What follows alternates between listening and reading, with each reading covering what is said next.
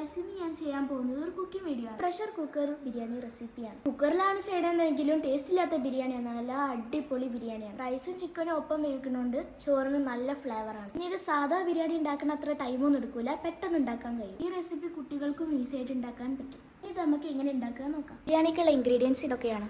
ഇത് 2 വലിയ ഉള്ളി കട്ട് ചെയ്തത്, ഇത് 2 ചെറിയ തക്കാളി കട്ട് ചെയ്തത്, ഒരു 15 വെളുത്തുള്ളി, 2 കഷ്ണം ഇഞ്ചി, ഒരു 4-5 പച്ചമുളക്, പിന്നെ ഒരു 4 ഏലക്ക, 5 ഗ്രാമ്പൂ, പിന്നെ 2 കഷ്ണം പട്ട, പിന്നെ കുറച്ച് ചപ്പും പുതിനയാണ്. പിന്നെ ഇത് ചിക്കന് ആവശ്യമുള്ള മസാലയാണ്. 1 ടീസ്പൂൺ മുളക് പൊടി, 1 ടീസ്പൂൺ കുരുമുളക് പൊടി, 1 ടീസ്പൂൺ മല്ലിപ്പൊടി, 1 ടീസ്പൂൺ ഗരം മസാല, 1 ടീസ്പൂൺ ഉപ്പ്, പിന്നെ ഇത് 1/4 കപ്പ് തൈര്. ഇത് 2.5 കപ്പ് ബിരിയാണി അരിയാണ്, നന്നായി കഴുകി ക്ലീൻ ചെയ്ത് വെച്ചതാണ്. ഇനി നമുക്ക് ചിക്കൻക്കുള്ള മസാല റെഡിയാക്കാം.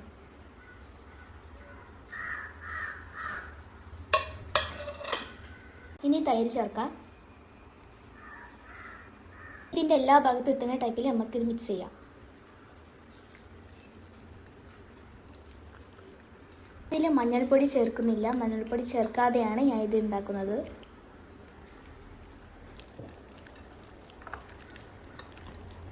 നന്നായിട്ട് മിക്സ് ചെയ്തിട്ടുണ്ട്. ഇനി ഇതൊരു അരമണിക്കൂർ റെസ്റ്റ് ചെയ്യാൻ വെക്കണം. മസാല നന്നായിട്ട് പിടിക്കാൻ വേണ്ടിയിട്ടാണ് ഇങ്ങനെ ചെയ്യുന്നത്. നമ്മൾ വെജിറ്റബിൾസ് ഒക്കെ കട്ട് ചെയ്യുന്നതിന് മുന്നേ മസാല തേച്ച് റെസ്റ്റ് ചെയ്യാൻ വെച്ച് കഴിഞ്ഞാൽ നമുക്ക് ഉണ്ടാക്കാനാവുന്ന നേരം കൊണ്ട് ഇത് നന്നായിട്ട് മസാല ഒക്കെ പിടിച്ച് കിട്ടും. ഇത് 2 ടേബിൾ സ്പൂൺ നല്ല നെയ്യും 1 ടേബിൾ സ്പൂൺ ഡാൽഡയാണ്. ഇത് നമുക്കിതിലേക്ക് സ്പൈസസ് ചേർക്കാം. ഇനി ഇതിലേക്ക് ഉള്ളി ചേർക്കാം. ഇനി ഇത് നന്നായിട്ട് വഴണ്ട് വരണം.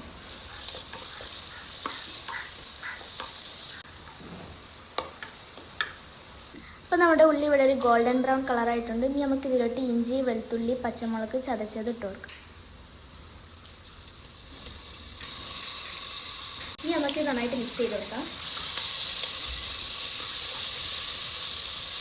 ഇനി നമുക്ക് ഇഞ്ചി വെളുത്തുള്ളിൻ്റെ ഒക്കെ റോ ടേസ്റ്റ് ഒന്ന് പോകുന്ന വരെ ഒന്നും കൂടി വഴറ്റാം. ഇത് നന്നായിട്ട് വഴറ്റിയിട്ടുണ്ട്. ഇനി നമുക്ക് ഇതിലേക്ക് നമ്മുടെ മസാല തേച്ച് വെച്ച ചിക്കൻ ചേർത്ത് കൊടുക്കാം.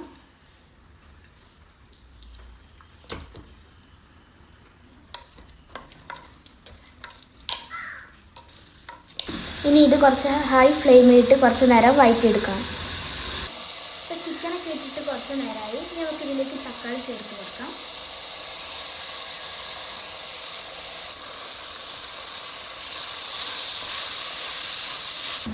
ഇതിപ്പോൾ ആയിട്ടുണ്ട്.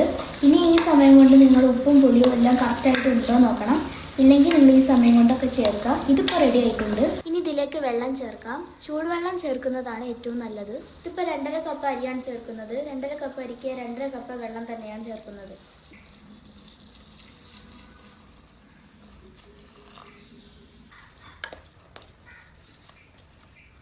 ഇതിലേക്ക് 1 ടീസ്പൂൺ നാരങ്ങ നീര് ഒഴിക്കുന്നുണ്ട്. അടുത്ത ചോറിലേക്ക് ആവശ്യമായ ഉപ്പ് ചേർക്കുന്നുണ്ട്. 1 ടീസ്പൂണും കുറച്ചും കൂടി ഇട്ടിട്ടുണ്ട്. ഇനി നന്നായിട്ട് ഇളക്കാം. ഇനി ഇതിലേക്ക് ചപ്പും പുതിനയും കൂടി ചേർക്കുന്നുണ്ട്. അരി ചേർക്കുകയാണ്. ഇനി ഇത് കുത്തി അളക്കാതെ നല്ല ലെവൽ ചെയ്ത് കൊടുത്താൽ മതി.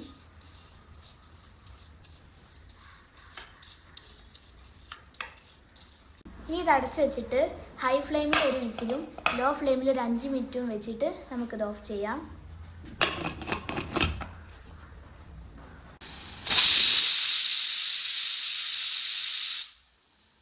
ഇപ്പോൾ ഒരു വിസിൽ വന്നിട്ടുണ്ട്. നമുക്കൊരു 5 മിനിറ്റ് ലോ ഫ്ലെയിമിൽ വെച്ചിട്ട് നമുക്ക് ഓഫ് ചെയ്യാം.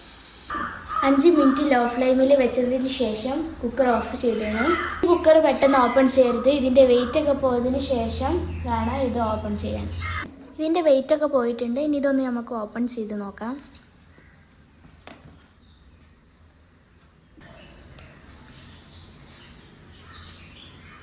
ഇതിപ്പോൾ നന്നായിട്ട് വെന്തിട്ടുണ്ട്. ഇനി നമുക്കിതൊന്ന് മിക്സ് ചെയ്യാം.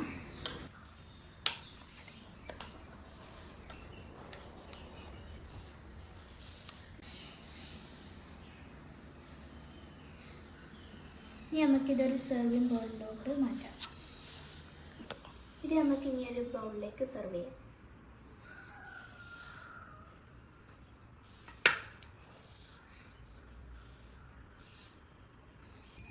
ഈ കാണാൻ ഭംഗിക്ക് വേണ്ടി ഞാൻ കുറച്ച് ഡെക്കറേഷൻ ചെയ്തിട്ടുണ്ട്. അപ്പോൾ ഇത്രയേ ഉള്ളൂ നമ്മുടെ ഈസി പ്രഷർ കുക്കർ ബിരിയാണി. എല്ലാം ട്രൈ ചെയ്യണം. കുട്ടികൾക്കൊക്കെ ഒരുപോലെ ട്രൈ ചെയ്യാൻ പറ്റുന്ന നല്ലൊരു ഈസി റെസിപ്പിയാണ്. അപ്പോൾ ഇത്രയേ ഉള്ളൂ ഇന്നത്തെ വീഡിയോ. ടാറ്റാ.